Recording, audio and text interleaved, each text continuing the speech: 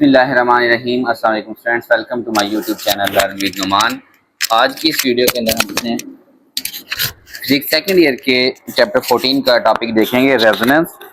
तो video start करने से पहले आप लोगों से गुजारिश है कि चैनल को लाजमी सब्सक्राइब करें और वीडियो को अपने क्लास से जरूर शेयर किया करें। अच्छा स्टूडेंट्स, रेजोनेंस जो टॉपिक है, बेसिकली हमने प्रीवियसली एक टॉपिक पढ़ा जिसके अंदर हमने फोर्स्ड ऑसिलेशन या फिर डैम्प्ड ऑसिलेशंस देखी थी। ठीक है, तो डैम्प्ड ऑसिलेशंस के अंदर आपको पता है कि एम्पलीट्यूड इज नॉट मेंटेन्ड। ठीक है, आहिस्ता आहिस्ता उसका एम्पलीट्यूड कम होता है डैम्प्ड ऑसिलेशन। ठीक है, क्योंकि किसी न किसी रेजिस्टेंस की वजह से एम्पलीट्यूड आहिस्ता आहिस्ता खत्म हो जाता है। But if it's amplitude is maintained by applying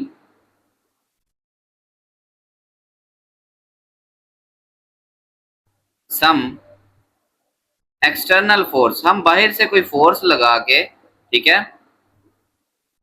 ठीक है, और इस फोर्स को क्या नाम देंगे? Driving force.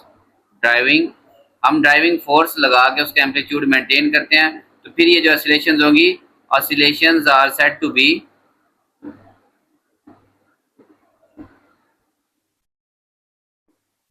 Forced oscillation. ठीक है, ये फोर्स ऑसिलेशन कहलाएंगी। और अब जो फ्रीक्वेंसी होगी, एंड फ्रीक्वेंसी विल बी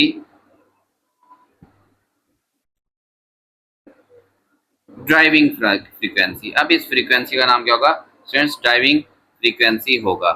अब गाड़ी के अंदर जो वाइब्रेशंस होती हैं, गाड़ी की जो वाइब्रेशंस होती हैं स्टूडेंट्स, आपको पता है इंजन कॉन्स्टेंटली रन कर रहा होता है, तो इंजन बेसिकली वो ड्राइविंग फोर्स प्रोवाइड कर रहा है, जिसकी वजह से वो कॉन्स्टेंटली एक खास एम्पलीट्यूड के ऊपर गाड़ी जो है ना वो वाइब्रेट हमारी करती रहती है, जो हमें महसूस होती है गाड़ी के अंदर बैठे हो। ठीक है, अच्छा अब स्टूडेंट्स हमने रेजोनेंस देखी। रेजोनेंस क्या होती है? If the frequency of driving force, आपको पता है कि ड्राइविंग फोर्स बार बार लगेगी, तो उसके लगने की जो फ्रीक्वेंसी है, ठीक है, is same as natural frequency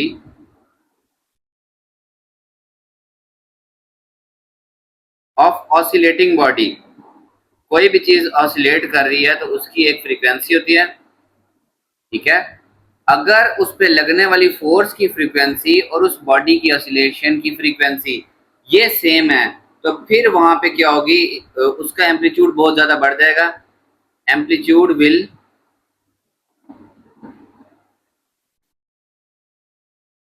increase, वो बढ़ जाएगा। ठीक है, एंड दिस फिनोमेना, इस अमल का नाम है रेजोनेंस, इज कॉल्ड रेजोनेंस। अच्छा अब स्टूडेंट्स इसकी अगर आपको एग्जांपल मैं झूले से दूं ना, तो जो झूले पे कल हमने देखा था पिछले टॉपिक के अंदर, झूला इधर उधर मूव कर रहा है, तो अगर झूला इधर आ रहा है, आपने इधर फोर्स लगा दी, तो ये तो इसके अपोजिट काम हो जाएगा, यानी कि फ्रीक्वेंसी मैच ना हुई। अगर झूला भी इधर जा रहा है और आपने भी फोर्स इधर ही लगाई है, तो अब रेजोनेंस होगी। झूला पहले की निस्बत आगे जाएगा, तो एम्पलीट्यूड का जाएगा, बढ़ जाएगा। और हर बार अगर आप यहाँ आने पे बार बार उसको फोर्स लगा रहे हैं और रेजोनेंस हो रही है सेम फ्रीक्वेंसी से, तो फिर एम्पलीट्यूड झूले का बहुत ज्यादा बढ़ता जाएगा। ठीक है, यानी कि फ्रीक्वेंसी सेम होनी चाहिए। अच्छा ऐसा रेजोनेंस कब होगी? इफ सिर्फ सेम ना हो, if frequency is integral multiple.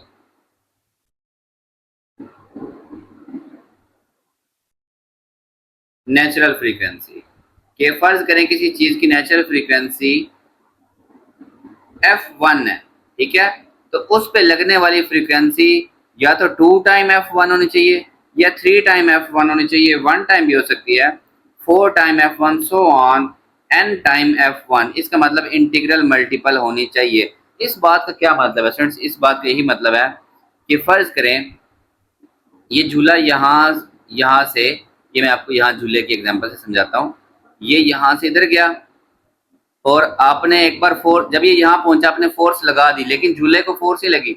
जब ये वापस आया तो आपने फिर फोर्स लगा दी, यानी कि झूले के एक चक्कर में आप 2 बार फोर्स लगा रहे हैं, लेकिन वो आपकी फोर्स तभी लगेगी जब वो यहाँ पे पहुंचेगा, ठीक है।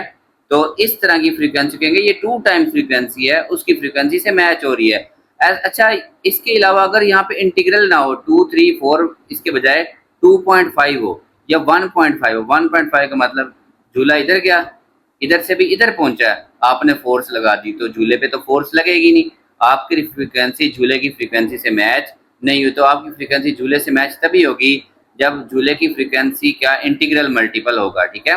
कोई भी चीज है, ये देखिए यहाँ गया यहाँ आया, अच्छा इसके एक चक्कर में आप चाहे 4 दफा फोर्स लगाएं, एक बार जब झूला यहाँ होगा, दूसरी बार, तीसरी बार, चौथी बार, तो जब वो यहाँ पहुंचेगा उस पर फोर्स तभी लगेगी, तो इसका मतलब इंटीग्रल मल्टीपल होगा, तो आपकी फ्रीक्वेंसी मैच होगी। इस तरह की जो फ्रीक्वेंसी है उसको कहते हैं रेजोनेंस फ्रीक्वेंसी हम कहते हैं। इसको समझने के लिए सपोज आपके पास लैब के अंदर एक रॉड है, ठीक है, उस रॉड के साथ 5 पेंडुलम लटके हुए हैं, A B C D E, ये मैंने बुक से हट के एग्जाम्पल बनाई है, ठीक है, A B C D E, ठीक है, बुक पे कुछ और बनी है, बुक ने उसने इसको पी लिखा हुआ है, कोई इशू नहीं, ठीक है। अच्छा स्टूडेंट्स, आप सिर्फ इसको हिलाएंगे, ऐसे ऐसे अंदर ऐसे मूव करते हैं, ये इधर आएगा और वापस अंदर की तरफ जाएगा, यानी कि ये रॉड से लगे हुए हैं, ठीक है। अगर इस ए की लेंथ जिसको उसने पी लिखा हुआ है बी और सी के बराबर होगी, तो इसकी फ्रीक्वेंसी और इनकी फ्रीक्वेंसी मैच होगी, रॉड की मदद से एनर्जी ट्रांसफर होगी, सिर्फ बी और सी ए के एम्पलीट्यूड पे क्या करेंगे, ऑसिलेट करेंगे। If A has length equal to that of B and C, B और सी के बराबर है, ठीक है, only B and C will oscillate due to same natural frequency, क्योंकि फ्रीक्वेंसी हमारे पास सिर्फ लेंथ पे डिपेंड करती है, अगर लेंथ सेम है तो फ्रीक्वेंसी इनकी क्या होगी, सेम, जबकि डी और ई आपके पास क्या रहेंगे, स्टिल रहेंगे। अच्छा, ये दोनों तो इसकी फ्रीक्वेंसी के साथ ऑसिलेट करेंगे, जबकि हकीकत में एक्चुअल में ये थोड़े एम्पलीट्यूड के साथ क्या करेंगे, कुछ ना कुछ ऑसिलेट करेंगे। आपकी बुक पे लिखा है ये बिल्कुल ऑसिलेट नहीं करेंगे, जबकि ऐसा नहीं है, इसको एनर्जी मिल रही है, लेकिन ये इनकी ऑसिलेशन और इनकी ऑसिलेशन मैच नहीं होगी। अच्छा, अब अगर आप ए की लेंथ को छोटा कर देते हैं इतना, डी और ई के बराबर, अब डी और ई ऑसिलेट करेंगे, जबकि बी और सी क्या रहेंगे स्टूडेंट्स, स्टिल रहेंगे, लेकिन असल में वो भी स्टिल नहीं रहेंगे। ए, अगर आपने ए को छोटा किया तो ये डी और ई, ए डी और ई ये सेम फ्रीक्वेंसी से ऑसिलेट करेंगे, जबकि इनकी फ्रीक्वेंसी क्या होगी स्टूडेंट्स, हमारे पास ज्यादा होगी, तो फर्क होगा, ठीक है। अच्छा, अब इसकी एप्लीकेशन देख लेते हैं हम लोग। पहली तो स्टूडेंट्स इसकी जो एग्जांपल है ना, एप्लीकेशन है, वो है हीटिंग या cooking of food in oven, ठीक है, माइक्रोवेव ओवन के अंदर। अच्छा, माइक्रोवेव के अंदर आपने याद रखना वही जो चीजें हैं गर्म होती हैं या पकती हैं जिनके अंदर वाटर कंटेंट होता है, ठीक है, एग बॉईल करने नहीं बैठ जाना बगैर पानी के। अच्छा, एग तो वैसे भी बॉईल नहीं करना चाहिए, उसकी फ्रीक्वेंसी की वजह से वो फट जाता है उसके अंदर। अच्छा, माइक्रोवेव के अंदर ये हमारे पास इलेक्ट्रोमैग्नेटिक वेव खारिज करते हैं, जिसकी फ्रीक्वेंसी या 3 गीगाहर्ट्ज से 30 गीगाहर्ट्ज तक क्या होती है, उनकी फ्रीक्वेंसी होती है, ठीक है, और 12 सेंटीमीटर वेवलेंथ होती है। अब वाटर के जो मॉलिक्यूल है ना स्टूडेंट्स, वो इस तरह के होते हैं, ये ऑसिलेट कर रहे होते हैं। ऑसिलेट का मतलब ये एच बड़ा हो जाता है, कभी ऐसे बॉन्ड, फिर छोटे हो जाते हैं, ऑसिलेशन होती हैं इसकी, ठीक है।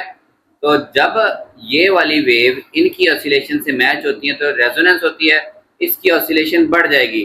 वाटर मॉलिक्यूल की जब ऑसिलेशन बढ़ती है, रेजोनेंस होने, आपने कहना है कि माइक्रोवेव से जो रेडिएशन खारिज होती हैं, जो वो वाटर के मॉलिक्यूल को ऑसिलेट करवाती हैं, रेजोनेंस की वजह से ऑसिलेशन बढ़ती है, तो पानी के मॉलिक्यूल आपस में टकराते हैं और फ्रिक्शन जनरेट होती है, उनकी काइनेटिक एनर्जी बढ़ती है, और काइनेटिक एनर्जी डायरेक्टली प्रोपोर्शनल किसकी होती है, टेम्परेचर के। इसका मतलब है वाटर मॉलिक्यूल्स का टेम्परेचर बढ़ेगा, तो वाटर मॉलिक्यूल किसके अंदर मौजूद है, फूड के अंदर मौजूद है, तो डेफिनेटली उस फूड का टेम्परेचर बढ़ेगा, जो उसे पकाने में या गर्म करने में हमारे पास हेल्प करती है, ठीक है।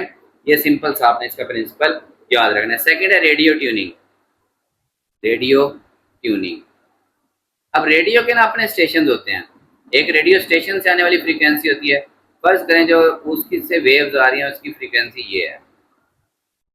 तो रेडियो का जो सर्किट लगा होता है ना, एक उसकी फ्रीक्वेंसी होती है, फर्ज करें उसकी फ्रीक्वेंसी ज्यादा है, ये देखें, तो ये और ये वेव्स कभी आपस में मैच नहीं होगी, डिस्टॉर्शन होगी, शोर होगा।